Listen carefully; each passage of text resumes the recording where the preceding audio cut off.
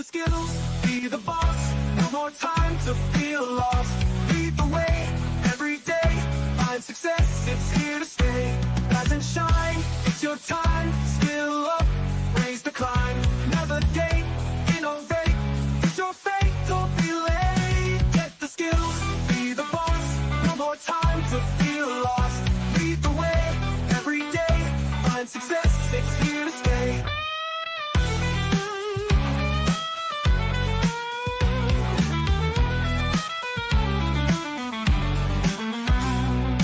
If you're a new manager or hoping to be a new manager, join us in our exploration into what managers need to know. This program will set you up for success by building your knowledge and confidence in the skills you need to be effective. Welcome back to our fourth session of our 5-session series on what managers need to know, negotiation skills, getting to yes.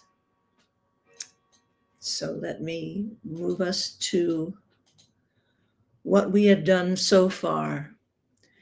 We've been looking at 5 different steps in getting to yes. The first is to separate the people from the problem, to stay calm, to not let past history get in the way of dealing with a current situation. Then to focus on interests, not positions. When people go in with a position, they're very firm and inflexible, and it may or may not be what they ultimately need or want. And so we look at what are the underlying interests, and do we share any of those interests?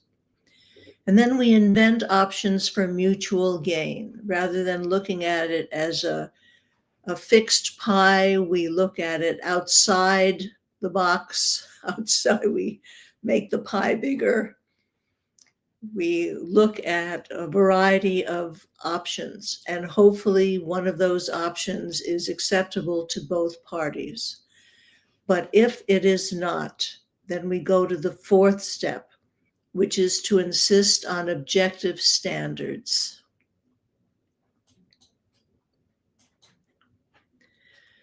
These are independent benchmarks of comparison. So they may include market value, precedent, industry practice, law, costs, equal treatment, competing offers, or professional standards.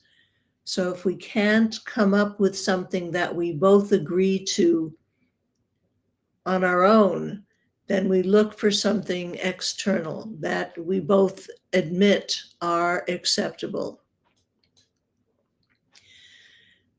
Because it's not possible sometimes to find a creative solution, we can use independent objective standards to help the parties reach an agreement when interests conflict without either side having to back down. And when we look at our next series, How to Get Past No, helping people save face becomes important because they're usually representing more than their interests. They have constituents. So when you insist on objective standards, you turn the negotiation into a joint search for independent objective standards, because then both parties can use the standards as a sword to persuade and a shield to protect. It's important to figure out which standards are most appropriate and relevant to the time, place, or circumstances. Either they're more widely accepted or they're more to the point. But in order to do this, both sides must reason and be open to reason for this to be effective. If they're not, that swings us into How to Get Past No, which will be our next series.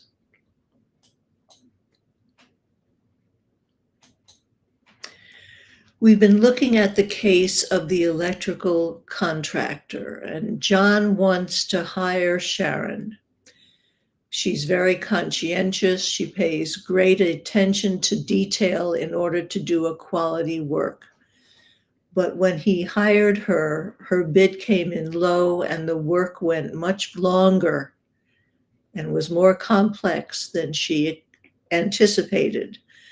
So when he wanted to complete the work of the basement, her bid came up much higher than he anticipated. And he has a feeling she's inflated the price to get back what she didn't get in that first bid.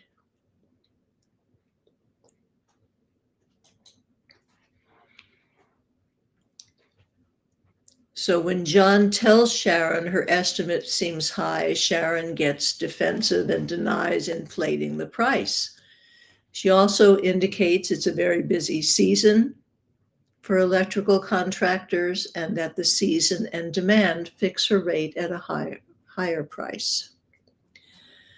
John wants to use her services, but he does not want to pay what he feels is an inflated price.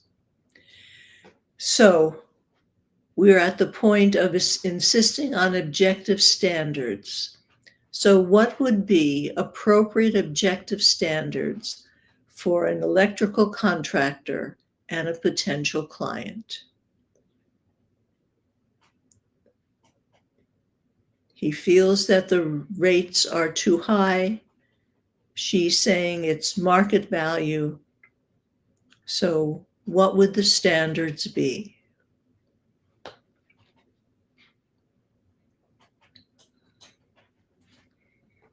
Well, market value.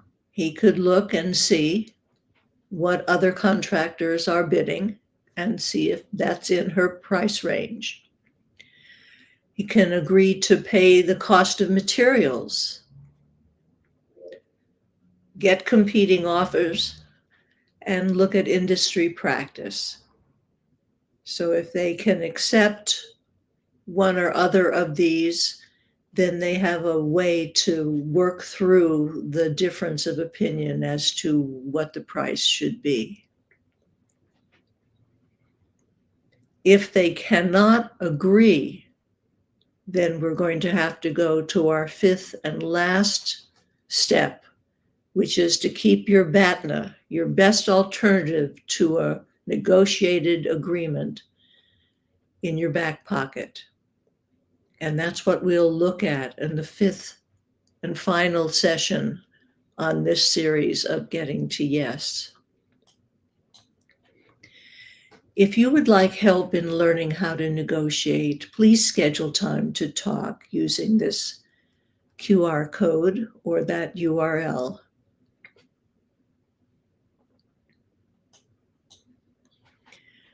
Next week, as I mentioned, we're going to look at how to keep your BATNA, your best alternative to a negotiated agreement, in your hip pocket. So this is where you decide whether you're willing to negotiate or whether you feel you need to walk away. Thank you for sharing your time with me. I'll look forward to seeing you next week. Thank you so much for coming and participating in our discussion of what managers need to know. You can find the videos of this and previous sessions on my YouTube channel or under events on my LinkedIn profile. I'll look forward to seeing you again next week. Get the skills, be the boss, no more time to feel lost. Lead the way, every day, find success, it's here to stay. Get the skills, be the boss, no more time to feel lost. Lead the way, every day, find success, it's here to stay. It's here to stay. Oh, it's here to stay. It's here to stay. Yeah. Get the skills, be the boss, no more time to feel lost.